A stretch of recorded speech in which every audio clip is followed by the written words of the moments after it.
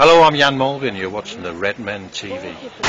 Hello, welcome to the Red Men TV on a Sunday afternoon that saw Liverpool fall by 2-1 against Slayer Alex Ferguson's Manchester United side. We're going to move on to some analysis and your Facebook comments, but first I just have to say absolutely fantastic. Before the game, the mosaics unveiled in memory of the 96 that lost their lives at Hillsborough. It was a genuine privilege to be involved. I actually have, because why not, I have my piece of the mosaic there. There you go, a little piece of Liverpool history. It was great, and I just thought it was a credit. All the people involved. It was obviously Spirit of Shankly. In fact, you know what? Let's actually give credit where credit's due.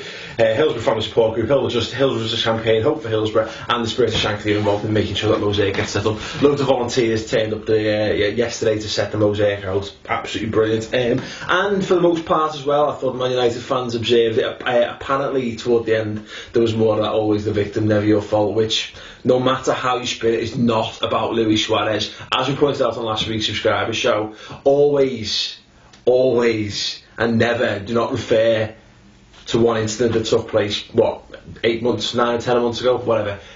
Wrong he is. You shouldn't have brought that up. Anyway, we'll move on. It's more, let's look at the football, shall we? Let's go to your Facebook comments. Sean Davey says, gave it all, but after the red card, lost it a tad. Still, being in the Kop was excellent, great atmosphere. Fans deserve a nod today from both sides. Phil Franklin says, so unlucky, yes. Lars Benson Kaiser, our home, wins the award for best name of the day as well. Says, when fucking Gary Neville says Liverpool were robbed 3 points by the referee, we were fucking robbed 3 points by the ref. Yes. Mars Lee says, if any of you tits said Rodgers out, get off the crack pipe, it takes time. Fucking hell, some people are deluded. To be perfectly honest, I haven't seen a great deal of those comments, so obviously those idiots are in the minority. Apologies if I've just called you an idiot, but you're a fucking idiot. Val Carey says, own worst enemy yet again. They actually look like they wouldn't score in a battle of fannies. Have we scored? What are we talking about? Yes. Anyway, Paul McRory says, silly John Joe, harsh but stupid, looked good until a red card, gutted. And I actually have one that wasn't in the usual place on Facebook, but it gets a special mention for catching my eye. I'll have to do me put an accent on for this. This is Mike Idasiak. Says, Morakhalsi, I don't know where you live, but I have a certain set of skills. I will find you and I will kill you and jerk off on your corpse. Bit weird at the end, but that is exactly what Liam Neeson sounds like.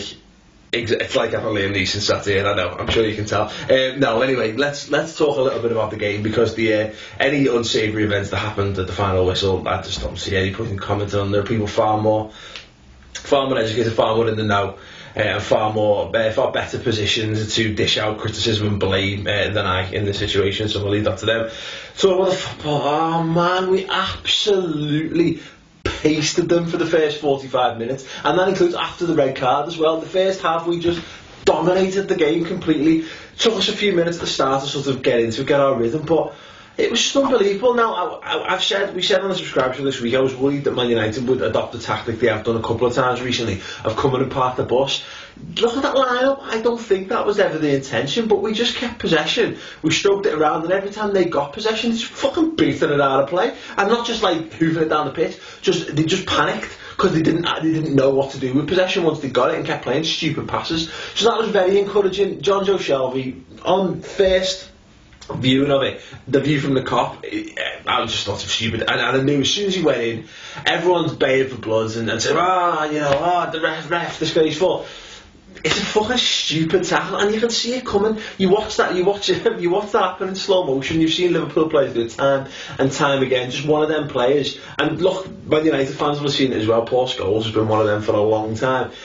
As soon as you leave the ground, as soon as you go with studs raised, then you're going to be in trouble. And the fact of the matter is, he lunges, and now there's these pictures doing the rounds, and you can see just about to go. John Joe's foot's planted, and Evans has got his 2 feet, 2 sets of studs showing. Yeah, Johnny Evans is in the wrong as well, but when you watch the actual thing, Shelvey leaves the ground and lunges in, he's going to get sent off. It's fucking obvious, and the worst thing is that every single one of us could have told you that that's going to happen to Jonjo Shelvey at some point this season. It's just really fucking annoying that it's happened in a game like that. A game that we quite easily, we maybe, people talk about lack of firepower, maybe we wouldn't have gone to win it. But you know what? I didn't feel for a second as though Man United had a sniff of getting into that game. And even if we kept it that way and kept it 0-0 for the full 90 minutes, I'd have been very satisfied if we'd been able to dominate. But once that happens, it changes the way you've got to set up. Credit where credit's due. The way we approached the second half, very bold move. I think there was an argument to be made, pack the midfield early on, basically sit back and defend. But we thought, second half, fuck it, let's go for this. Suso on the left wing.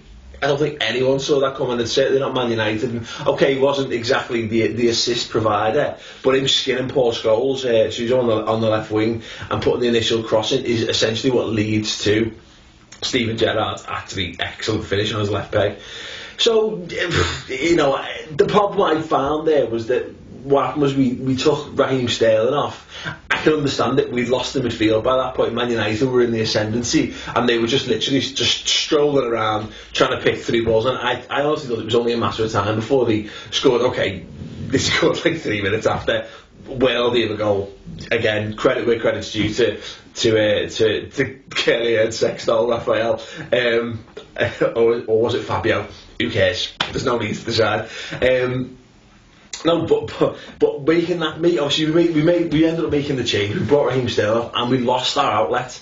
He was causing havoc and he was giving them problems going the other way. And I think as much as Suso tried hard, and he did do a very good job, put a good shift in. Suarez ran his heart out as well.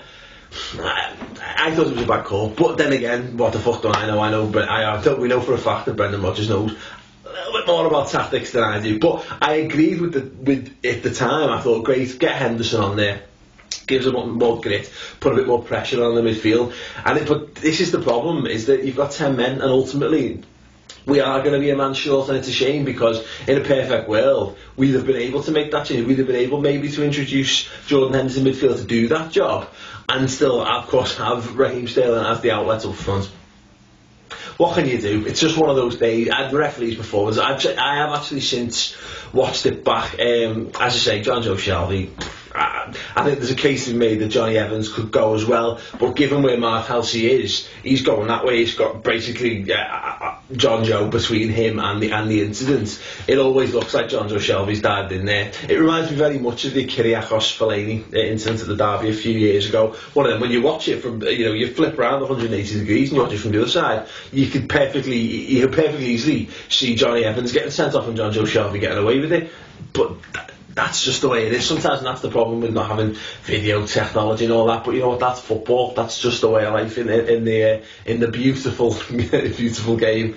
And the penalty, they've shown it in super slow-mo, and he gets a very slight clip on the ankle. We were bemoaning this for Luis Suarez the other week when the replay showed that was it Arsenal, was it Sunderland, that he had been clipped, he hadn't dived, and it was a penalty. Except it wasn't given, so the fact of the matter is we were banging on about that. It was definitely a penalty. If there's a case that contact has been made, then let's lower the penalty. It's just a bit fucking soft. But then again, as anyone will tell you, he's got a right to do that once he gets inside the box. And as Gary Neville pointed out, I actually noticed again going back and watching the commentary afterwards, the analysis, they should have just took Valencia out, just took him out on the halfway line instead of taking Daniel Agger out instead. Amazing, Glenn Johnson. Anyway, there's plenty to be positive about in that game. As I say, dominated.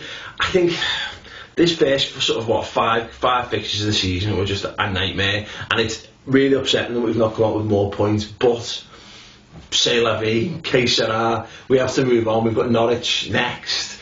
That's when, by all accounts, our season's got to start. Don't think it's all doom and gloom, because let's not forget that although the high flying so far this season, Everton are always a bag of balls for the first half of the season, and yet they seem to pull it together at Christmas, and they always end up in the European places there or thereabouts. Last season or so notwithstanding, they always end up putting a good run together. So I don't think, well, we're not Everton, and I'm loath to think that we will become like Everton in any way, shape or form. there's a lot of games to be played. There's a lot of football left to take place. So, you know, is it upsetting? Yes.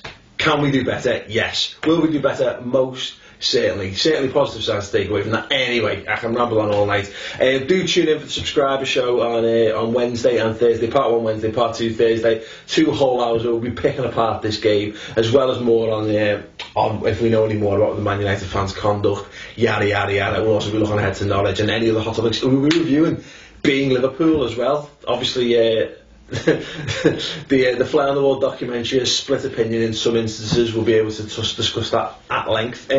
So please do tune in for that. That's if you like this kind of stuff. And you've safeguarded the future. Pepe's not getting any younger. Even if Pepe was playing brilliant for us now, there's not that many good keepers around, so you want to safeguard that and protect Well, it. there was Richard Wright. Well, we could have brought, the Arsenal and Everton.